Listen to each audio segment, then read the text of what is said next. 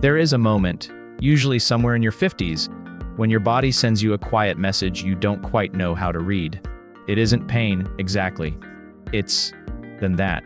You reach for the armrest before standing up from the couch. You glance at the stairs before climbing them, just for half a second, calculating. You catch yourself walking a little more carefully across a wet kitchen floor than you used to. None of these moments feel dramatic on their own, but they're not random. They're signals. And most people over 50 either ignore them completely or panic and assume the only fix is a gym membership they'll never use. What if neither response is right? What if the real answer has almost nothing to do with equipment, sweat, or spending an hour you don't have, and everything to do with something you've probably never been taught to do on purpose? Standing still the right way. Somewhere in the overlap between martial arts training halls, physical therapy clinics, and modern biomechanics research sits a deceptively simple posture. Practitioners have used a version of it for centuries, long before anyone had language like isometric contraction or proprioceptive feedback. Today, physiologists studying aging bodies are rediscovering why it worked all along. It's called the horse stance, and if you've never heard of it, that's not an accident. It doesn't sell supplements, it doesn't need a subscription, and it doesn't photograph well for social media. It just quietly rebuilds the systems in your body that decide whether you age with stiffness and hesitation or with strength and confidence.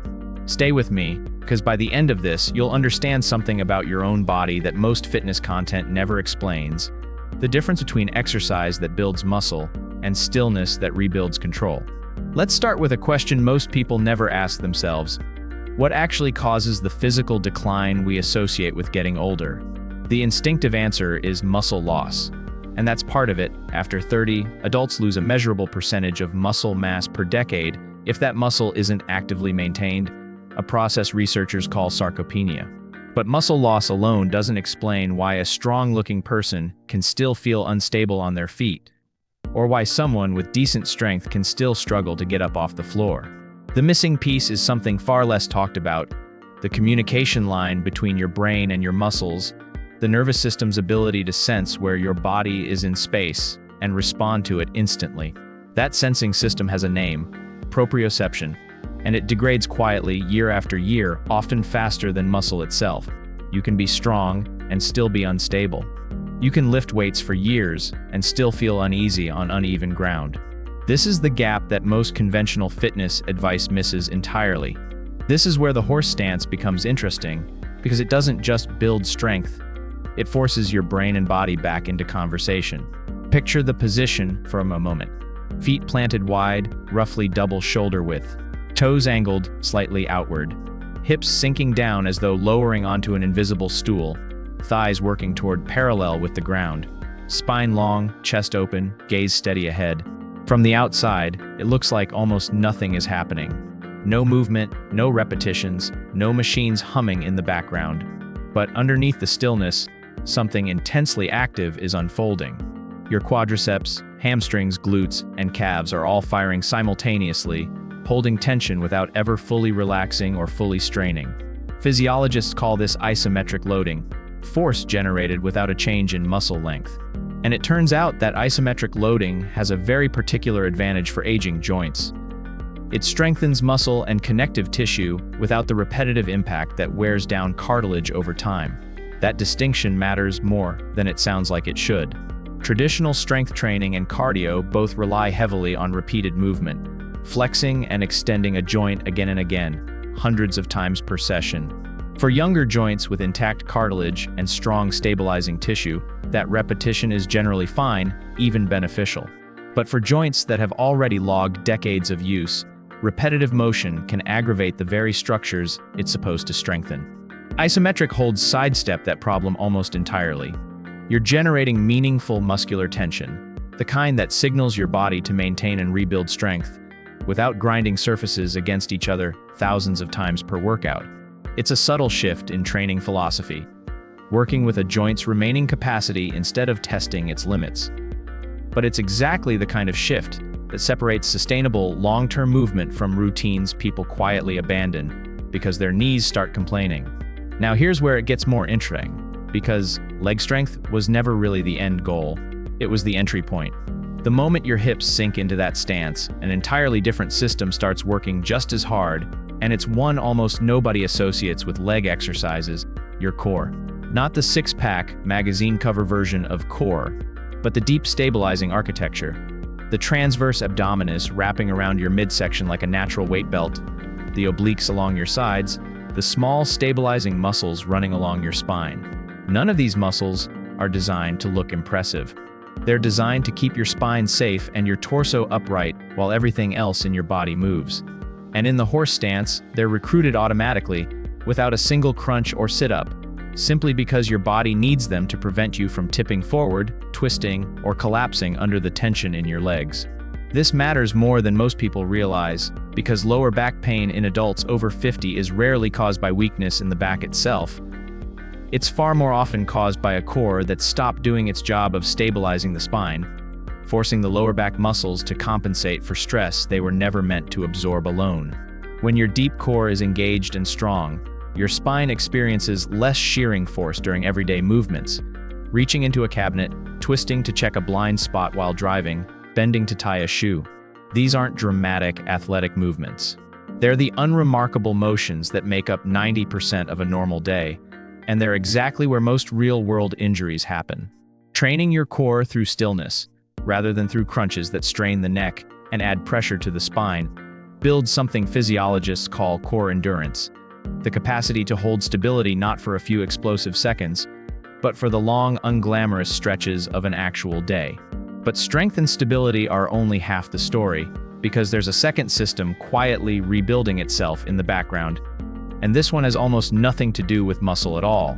It has to do with balance, and specifically, with why so many falls among older adults seem to come out of nowhere.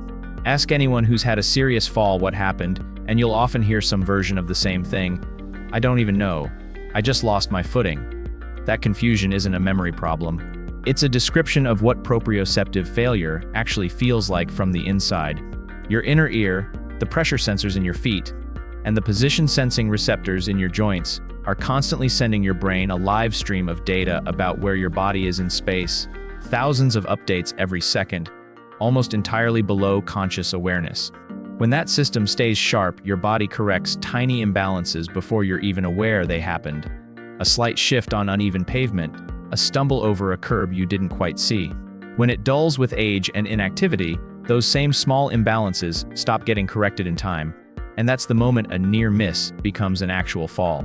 The horse stance functions almost like a recalibration session for this entire sensory network. Holding a wide, grounded position with sustained muscular tension forces your brain to process a continuous stream of positional feedback.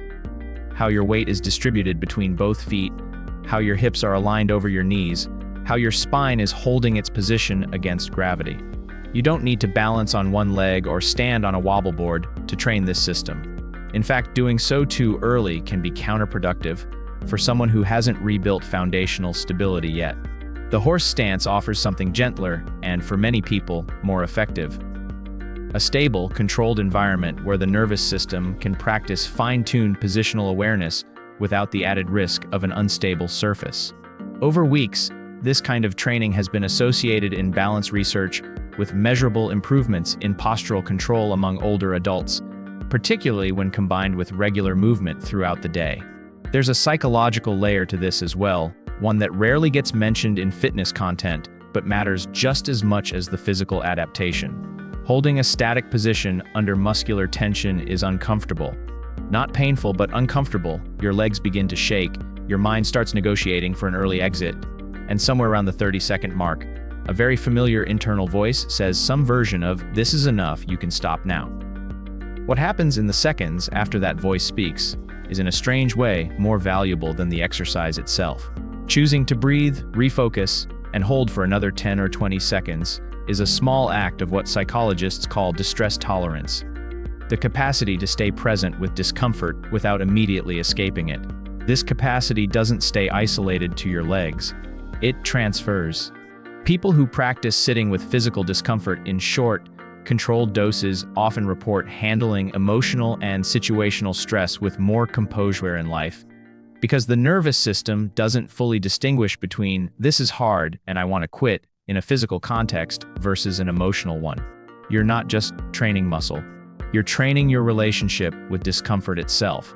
This connects to something researchers have observed about slow, controlled, breath-linked movement more broadly: its relationship with the body's stress response. When you hold an isometric position while breathing slowly and deliberately, in through the nose, out through the mouth, unhurried, you're engaging the parasympathetic nervous system, even while your muscles are under load. This is a genuinely unusual physiological combination. Most forms of exertion, from running to lifting heavy weights, activate the sympathetic fight or flight branch of the nervous system, spiking heart rate and stress hormone output. A slow, breath-regulated isometric hold does something different. It creates physical effort within a calm nervous system state, rather than a stressed one.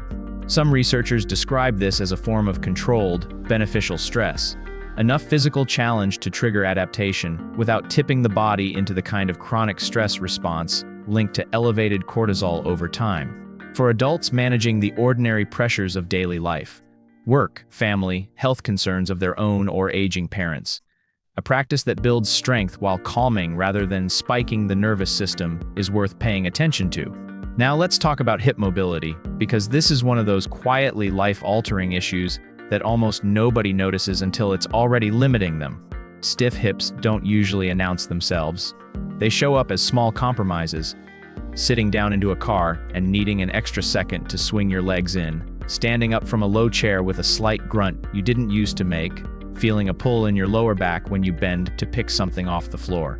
Reduced hip mobility is one of the most common and most preventable contributors to declining independence with age, because your hips sit at the mechanical center of nearly every functional movement your body makes: walking, bending, sitting, climbing, turning. When hip mobility declines, the body doesn't just accept the limitation quietly. It compensates, usually by shifting extra load onto the lower back and knees, joints that were never designed to take on that additional stress. This is often the hidden mechanism behind lower back pain that seems to appear out of nowhere in people who haven't changed anything else about their routine. The real change happened gradually in the hips months or years earlier. The horse stance addresses hip mobility in a way that's fundamentally different from aggressive stretching. As you lower into the position, your hip joints open gradually under your own controlled body weight, working through their available range without forcing, bouncing, or overextending. This matters because ballistic or forced stretching can actually trigger a protective muscular reflex, causing the muscle to tighten defensively rather than lengthen. The opposite of the intended effect. A slow, weight-bearing, sustained opening of the hip joint works with the body's natural mobility rather than against it, and it's gentle enough to be repeated daily without the soreness or setback risk associated with more aggressive mobility routines. Even a shallow version of the stance, not lowering very far at all, begins loosening this area over time, which is part of why the exercise remains accessible even for people who feel stiff or hesitant when they first try it. There's another layer of this story that deserves honest, careful attention, because it's often reduced to either awkward silence or exaggerated promises in health content, and neither approach serves anyone well. Pelvic and lower body circulation is a genuinely under-discussed piece of healthy aging. The muscles engaged during a horse stance, particularly the deep hip flexors, adductors, and pelvic floor, sit in a region of the body that benefits significantly from regular activation, simply because modern life involves so much sitting. Prolonged sitting is associated with reduced blood flow to the pelvic and lower body region, and regular activation of these muscle groups through movement, including sustained isometric holds, supports healthier circulation in an area that too often goes untrained entirely. For women, engaging the pelvic floor musculature is connected to bladder control and pelvic stability, both of which become more clinically relevant with age. For men, pelvic and hip circulation is one of several interconnected factors in vascular health more broadly. It's important to be precise and honest here. No single exercise is a treatment for a medical condition, and anyone experiencing specific concerns in this area should speak with a physician rather than rely on a video for medical guidance. But as one part of a broader pattern of regular movement, this kind of pelvic engagement is a legitimate, evidence-supported piece of the picture, not a myth, but also not a miracle. It's worth pausing here to address something else directly: energy and mood. Many people in their 50s and 60s describe a subtle but persistent sense that their energy isn't what it used to be. And it's tempting to either dismiss this as simply an unavoidable part of aging, or to chase it with supplements promising instant restoration. The truth sits in more grounded territory. Regular physical activity, even brief, low-impact sessions like a daily isometric hold, is consistently associated in research with improved mood regulation, better sleep quality, and reduced perceived fatigue, largely through its effects on circulation, stress hormone regulation, and the release of endorphins during muscular effort. This isn't a hormonal overhaul happening in 2 minutes a day. It's a small, repeatable signal sent to your body and brain, day after day. This system is still active, still needed, still capable of adapting. Bodies respond to consistent signals like that over time, not through dramatic single sessions, but through the compounding effect of showing up in a small way, repeatedly, without fail. So what does all of this add up to, practically? If you wanted to try this yourself, the entry point is almost absurdly simple, and that simplicity is precisely the point. Stand with your feet together, then step outward until your feet are roughly double shoulder width apart, toes turned slightly outward. Slowly bend your knees and lower your hips, as though sitting back onto a stool that isn't quite there, keeping your spine tall and your chest lifted rather than collapsing forward. Your knees should track in the same direction as your toes, never caving inward. Let your gaze rest forward, steady, not down at the floor.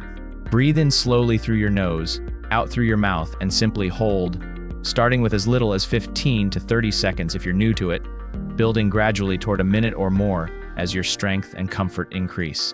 There's no need to rush the timeline. The value isn't in how long you can hold it on day one. It's in the fact that you return to it tomorrow and the day after that. As with any new physical practice, a note of genuine caution matters here, not as a formality, but because responsible information means telling you the whole picture. This position isn't appropriate for everyone. Anyone recovering from recent knee, hip, or lower back surgery, managing uncontrolled high blood pressure, or dealing with significant balance impairments should speak with a physician or physical therapist before adding this, or any new movement pattern, to their routine. This isn't a warning meant to create fear. It's simply what responsible, evidence-based health guidance looks like, acknowledging that no single practice is universally appropriate, and that a brief conversation with a professional is a small price for making sure a genuinely helpful exercise stays helpful for your specific body. Step back from the physical mechanics for a moment, and there's a broader idea worth sitting with. Modern life, especially past midlife, tends to send an unspoken message that meaningful health change requires more time, more equipment, more intensity, more sacrifice. That belief quietly stops a lot of people before they ever start, because more feels unsustainable when your days are already full. The horse stance stands as a kind of quiet counterexample to that entire premise. It asks 2 minutes. It asks for stillness rather than intensity. And in exchange, it engages nearly every major system involved in staying strong, stable, and mobile as the decades accumulate. Muscular strength, joint integrity, nervous system calibration, hip mobility, circulatory health, and a measure of mental resilience that outlasts the 2 minutes it took to build it. Not because stillness is magic, but because consistency compounds, and a habit small enough to actually keep is worth more than an ambitious routine that gets abandoned by February. There's something quietly profound in the idea that strength, at this stage of life, doesn't have to look like effort in the way it once did. It doesn't have to be loud, sweaty, or measured in personal records. Sometimes it looks like standing still on purpose, breathing steadily while your legs shake and your mind wants to quit, and choosing in that small moment to stay a little longer. That choice, repeated daily, is not just training your body. It's a quiet rehearsal for every other moment in life that asks you to hold steady when it would be easier to give up. So here's the real question this leaves you with, and it isn't really about exercise at all. What would change in your daily life? Your confidence on the stairs, your ease bending to tie your shoes, your steadiness on a wet morning sidewalk. If you gave your body just 2 focused minutes today, not to transform it overnight, but to remind it, gently and consistently, that it's still capable of more than you've been asking of it,